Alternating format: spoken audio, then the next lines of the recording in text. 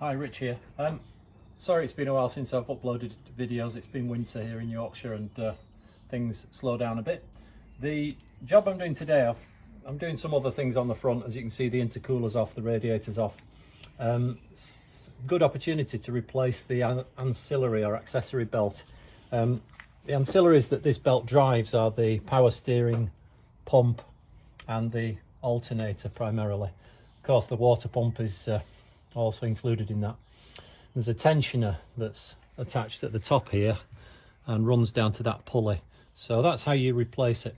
The belt I've got here is exactly the same as the one I'm taking off. So this one is a Gates, the belt that's on his Horizon. But the part number for the OM602 is that 6PK2053. Okay, this tensioner spring and this tensioner shock absorber, if you want to call it that, pivot on this pin that goes into the head. And there is a lever hole here to slacken it. So first thing to do is take off that nut, and that reveals the bolt. We put some kind of pry bar in here. It looks like about a 1/2 inch hole. And what I'm going to do is just take the tension and push that bolt through.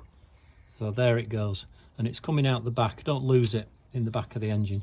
Just release the pressure there with my hand, and that spring is compressing, it's relaxing. And that's taken the tension off the belt. So that's the procedure that you use.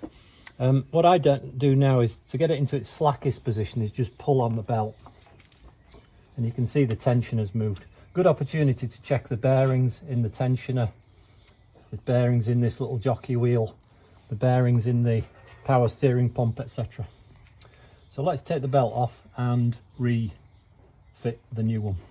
Okay, the new belt's on. I found it easiest threading it, the bottom half of it first, and then just finally easing it onto this jockey up here, this little roller. Then it's a question of repeating the installation process, so pulling back on that.